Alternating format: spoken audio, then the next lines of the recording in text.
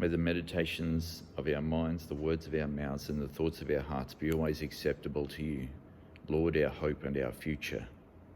Amen.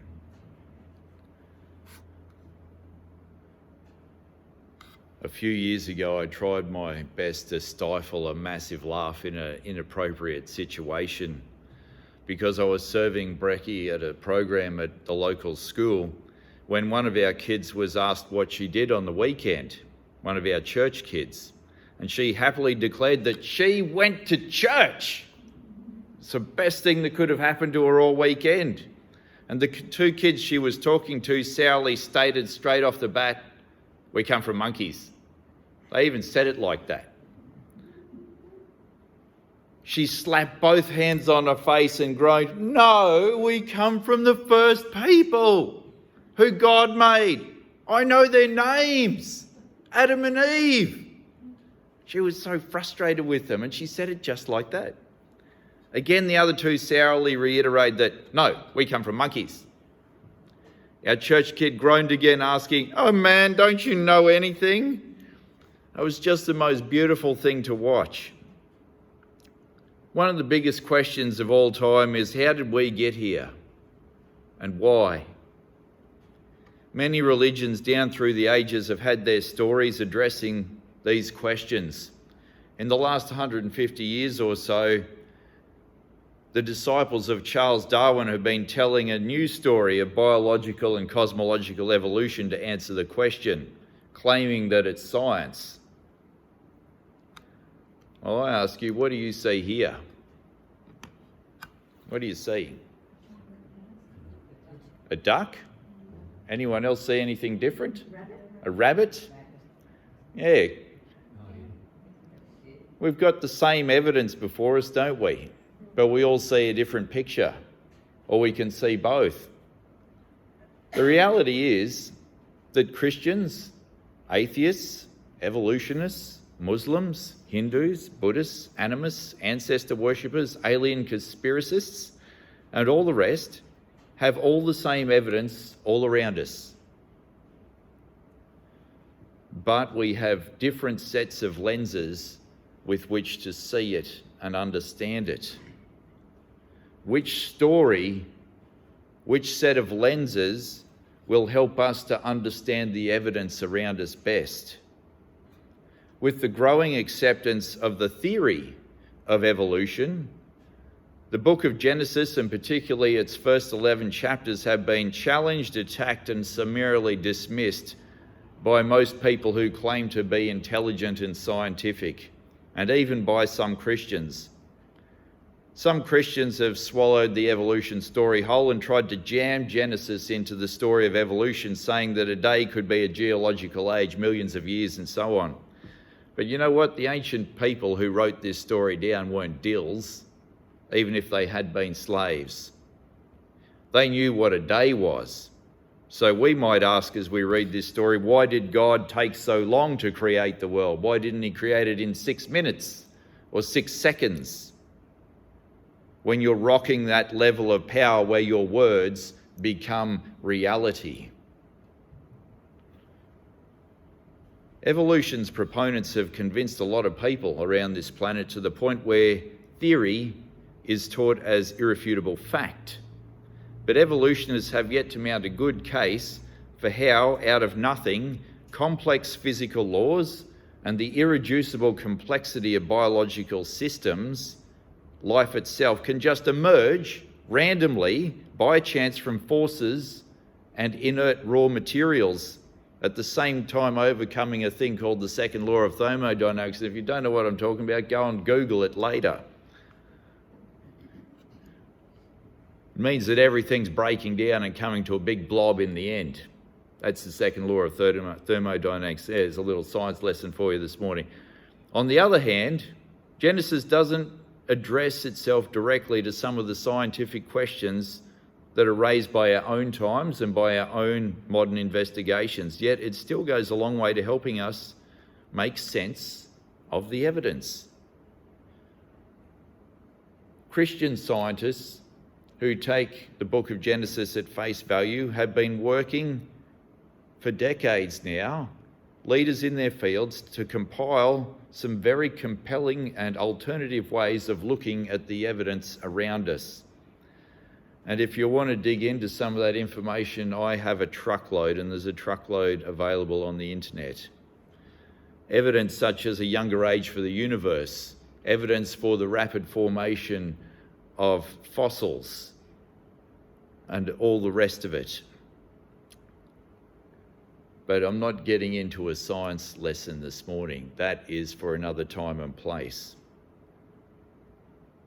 What I want us to remember is how we preached through the big story of Exodus a couple of years ago. The story of Exodus is the big story of the Old Testament. The story of how God rescued the Hebrew slaves from Egypt and brought them to the promised land. Well, Genesis is the book given to them by God in the desert to tell them how they wound up in Egypt as slaves in the first place. Genesis 1 to 11 tells the big story of the world. And then Genesis 11 to 40 lays out their specific Hebrew backstory and how they wound up in Egypt as slaves. So today we zero in on Genesis chapter 1. What do we find there as we begin to hear the story, the big story of the world? God breathes a mighty wind. His spirit moves, and life and energy are imparted. Order comes from the formless chaos of the deep abyss. God speaks a good word. Order comes out of chaos. Matter and energy are given form in all its enormous and rich and playful and humorous variety. Light and dark, sky and sea, land and plants, stellar bodies and animals of sea, air and land, from Sunday through to Friday morning. Then over the lunch break on Friday, we overhear the first conversation in the universe, and it goes like this. Then God said, "Let us make humankind in our image, according to our likeness, and let them have dominion," in other words, take charge, "over the fish of the sea, and over the birds of the air, and over the cattle, and over all the wild animals of the earth, and over every creeping thing that creeps upon the earth." I guess that includes coronavirus as well. The result of the conversation issues in the first ever song. I won't attempt to sing it. So God created humankind in his image. In the image of God, he created them, male and female. He created them. The Hebrew people who this story came to had been living in a culture steeped in a belief in magic, and whose life was shaped by the stories of gods like Heka, Ra, Anubis, Osiris, and all the rest of the Egyptian pantheon. And as they left Egypt, they encountered other peoples who worshipped other gods that told different stories about the world: Baal, Asherah, Molech, and others besides. Genesis 1 came into that mix to teach them that they weren't the result of some randy gods having sex or some violent gods fighting or an ancient hero killing a sea monster or the spawn of some cosmic cow or an accidental byproduct of the universe or some other kind of weird event in the ancient past. Genesis 1 teaches them and us that we are intentionally and intelligently created with a role and a purpose as part of a greater whole. Even today, in an age that continually tries to indoctrinate us into believing that we are an accident, that we're a random byproduct of the universe, where school children parrot that we are descended from monkeys, Genesis 1 is good news. You are not a mistake.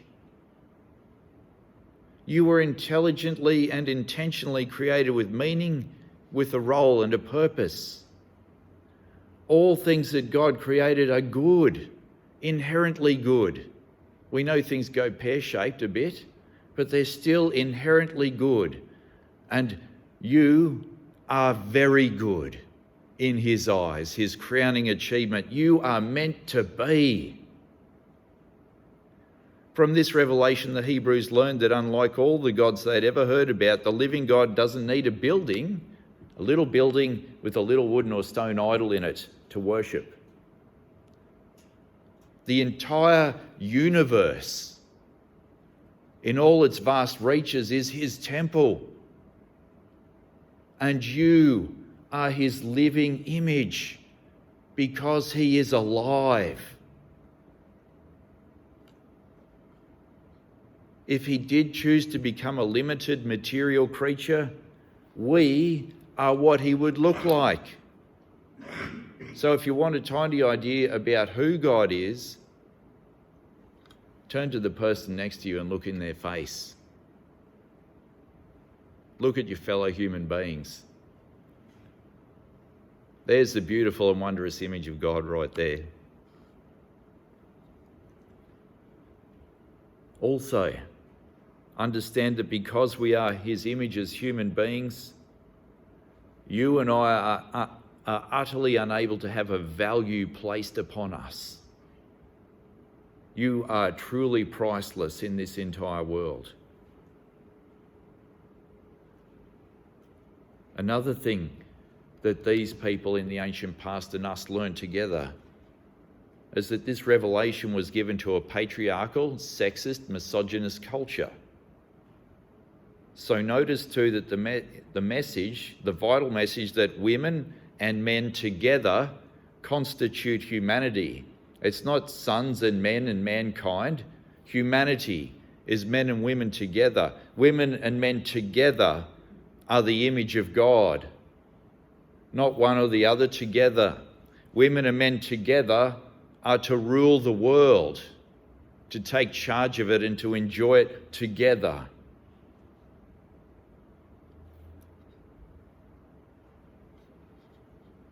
Goes on to say, God blessed the human race, then said, fill it up with people, that is. God shared with us a truly astonishing power, one that's so common that we take it for granted.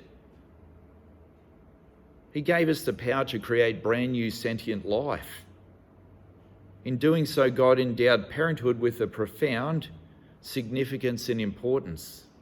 Now, you've heard me preach here before that in the New Testament, kids are no longer a priority, and being a parent is not as important as it used to be. But we've spoken about that at another time. Genesis 1 tells us it's still important to be, Genesis 1 says that parenthood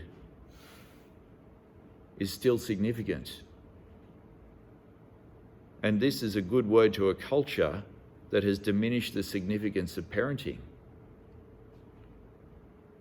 In our culture, blokes sire kids, but then get back to work, because work and money and things are more important, and money and things are the most important thing that you can gift to your kids, not your time and energy and creativity. Blokes focused on sex disappear when the kid appears, clearing off from all responsibility and leaving the raising of children to the mum. And then they repeat this cycle over and over again, siring kids all around the place and never lifting a finger to entertain their God-given job. At the same time, women pop out kids and get back to work because dad can't get enough money or things by himself with the pressures of daily living anymore. And because being a full-time mum is not a real career or a real life somehow. And there are some women who pop out more and more kids because it's a way to get a better Centrelink payday. Our society treats kids like any other consumer product, something to be acquired for my personal benefit, instead of being reverently received as a gift of a brand new image-bearing creature from God, the Creator, a new person that we have to work at crafting lovingly and caringly into a full human being, into the full image of God. We learn from Genesis 1 that in the beginning, these negative things weren't so. What else do we learn about our purpose and meaning from Genesis 1? It says there, take charge of the earth and bring it under control. Have dominion over it. God will give us an example of how to do that on a smaller scale in chapter 2, but spoilers, you'll have to come back next week to hear about that. From Sunday to Friday morning, God had been at work. We didn't show up until lunchtime on day 6. We are part of an integrated whole. That should give us pause for respect and reverence before we move to take charge of or bring under control any aspect of creation. All things in the universe are a good gift from God and reflect his character in some way. From the laws of physics to microbes to mosquitoes to people. Genesis 1 speaks against that aspect of our culture where we see everything as fair game, to be pulled apart, modified and commodified as something to be consumed and used up for the sake of our greed and our profit margins, without thought for wider implications or long-term impact. Need I say cloning, or microplastics, or plastic straws, or fracking, or Murray-Darling Basin Plan, or fetal stem cell harvesting, or Adani, or Narrabri, and bottomless pits of coal, or the unleashing of nuclear power, which has only brought fear and terror across the world for the last few decades.